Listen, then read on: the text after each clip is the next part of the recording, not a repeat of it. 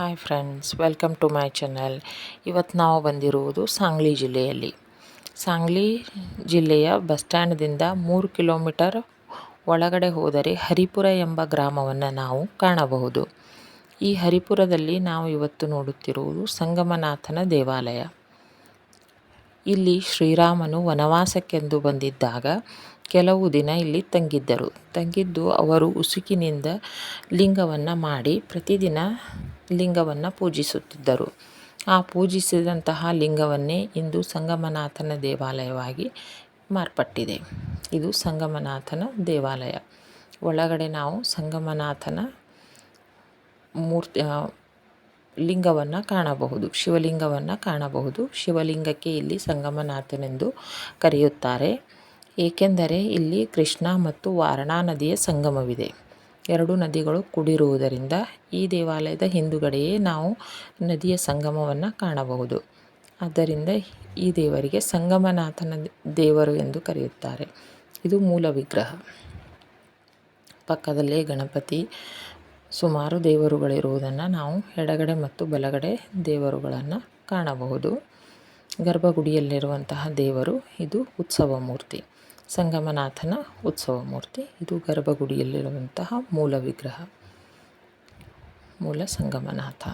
ಇದು ರಾಮನಿಂದ ಮಾಡಲ್ಪಟ್ಟಂತಹ ಲಿಂಗ, ಉಸುಕಿನಿಂದ ಶ್ರೀರಾಮರು ಮಾಡಿದಂತಹ ಒಂದು ಲಿಂಗವಿದು. ಇದು ದೇವಾಲಯದ ಆವರಣ. ಇದು ಮನೆಯಂತೆಯೇ ಸ್ವಲ್ಪ ಬೇರೆ ರೀತಿಯಲ್ಲಿ ನಾವು ಈ ದೇವಾಲಯವನ್ನು ಕಾಣಬಹುದು. ದೇವಾಲಯದ ಪ್ರದಕ್ಷಿಣಾ ಸ್ಥಳದಲ್ಲಿಯೇ ಸ್ವಲ್ಪ ಮೇಲುಗಡೆ ಹೋದರೆ ನಾವು ಇಲ್ಲಿ ಇನ್ನೊಂದು ದೇವಾಲಯವನ್ನು ಕೂಡ ಕಾಣಬಹುದು.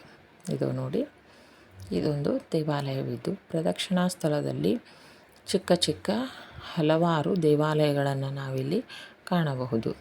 ಈ ದೇವಾಲಯವು ತುಂಬ ವಿಶಾಲವಾಗಿದ್ದು ಹಲವು ದೇವರುಗಳ ಸಣ್ಣ ಪುಟ್ಟ ವಿಗ್ರಹಗಳನ್ನು ಕೂಡ ನಾವಿಲ್ಲಿ ಕಾಣಬಹುದು. ಇದು ದತ್ತನ ಪಾದುಕೆಗಳು. ಇಲ್ಲಿ ಬರುವುದು ದತ್ತನ ಸಣ್ಣದಾದಂತಹ ಒಂದು ದೇವಾಲಯ. ಪ್ರದಕ್ಷಿಣಾ ಸ್ಥಳದಲ್ಲಿರುವಂತಹ ದತ್ತನ ಸಣ್ಣದಾದಂತಹ ಒಂದು ದೇವಾಲಯ. ಮಹಾರಾಷ್ಟ್ರದಲ್ಲಿ ಜನರು ದತ್ತನಿಗೆ ತುಂಬ ನಡೆದುಕೊಳ್ಳುವುದರಿಂದ ಎಲ್ಲಿ ಹೋದಲ್ಲಿ ನಾವು ದತ್ತನ ದೇವಾಲಯವನ್ನು ಕಾಣಬಹುದು. ಇದು ಸಂಗಮನಾಥನ ಹಿಂದುಗಡೆ ಬರುವಂತಹ ಒಂದು ದೇವರ ವಿಗ್ರಹ. ಹಾಗೆಯೇ ಇಲ್ಲಿ ಪ್ರದಕ್ಷಿಣೆ ಹಾಕಿಕೊಳ್ಳುತ್ತಾ ಹೋದಂತೆ ವಿಠೋಬಾ ರುಕ್ಮಿಣಿಯ ದೇವಾಲಯವನ್ನು ಕಾಣಬಹುದು. ಒಬ್ಬ ಜ್ಞಾನಿ ಸ್ವಾಮೀಜಿಯವರ ದೇವಾಲಯವನ್ನು ಕಾಣಬಹುದು. ಆಂಜನೇಯ ಸ್ವಾಮಿ ದೇವಾಲಯವನ್ನು ಕಾಣಬಹುದು.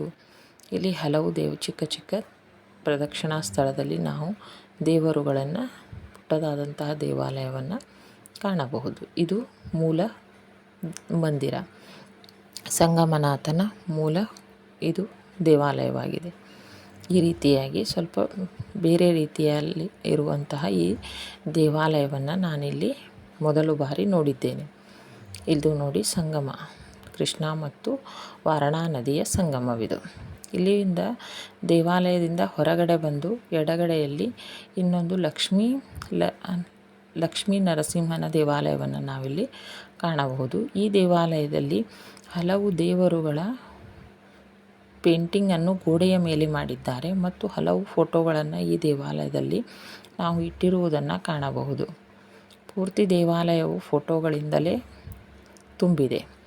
ಗೋಡೆಗಳ ಮೇಲೂ ಕೂಡ ಹಲವು ದೇವರುಗಳ ಚಿತ್ರವನ್ನು ಇಲ್ಲಿ ಬಿಡಿಸಿದ್ದಾರೆ.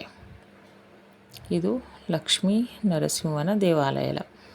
ಸಂಗಮನಾಥನ ದೇವಾಲಯದ ಎಂಟ್ರಿಗಿಂತಲೂ ಮುಂಚೆ ಎಡಗಡೆ ನಾವು ಈ ದೇವಾಲಯವನ್ನು ಕಾಣಬಹುದು. ಇಲ್ಲಿ ಲಕ್ಷ್ಮೀ ನರಸಿಂಹ ನೆಲೆಸಿದ್ದಾರೆ. ಲಕ್ಷ್ಮೀ ನರಸಿಂಹನ ಮೂಲ ವಿಗ್ರಹ, ಗರ್ಭಗುಡಿಯಲ್ಲಿರುವಂತಹ ಮೂಲ ವಿಗ್ರಹ. ಅಲ್ಲಿಯೇ ಪಕ್ಕದಲ್ಲಿ ಶಿವಲಿಂಗದ ಒಂದು ದೇವಾಲಯವನ್ನು ಕಾಣಬಹುದು.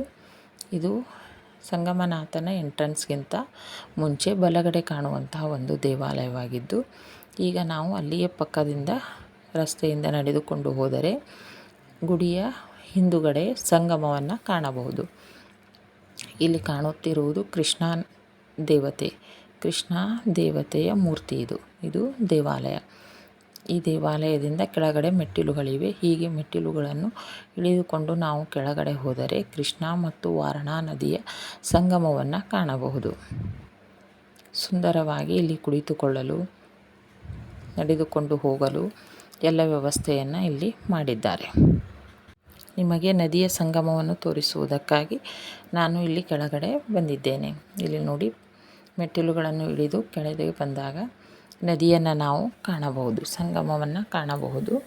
ನಡೆದುಕೊಂಡು ಕೂಡ ಬರಬಹುದು, ಇಲ್ಲ 2 ವೀಲರ್ 4 ವೀಲರ್ ಕೂಡ ಇಲ್ಲಿ ನದಿಯವರೆಗೆ ಬರುತ್ತವೆ. ಅಲ್ಲಿಯೂ ಕೂಡ ಹಾಗೆಯೂ ಕೂಡ ಬರಬಹುದು. ಇಲ್ಲಿ ನೋಡಿ, ಪಾನಿಪುರಿ ಹಲವು ತಿನ್ನಲಿಕ್ಕೆ ವ್ಯವಸ್ಥೆ ಕೂಡ. ಸಾಯಂಕಾಲದ ವೇಳೆಯಲ್ಲಿ ಇಲ್ಲಿ ಜನರು ತುಂಬ ಬಂದಿರುತ್ತಾರೆ.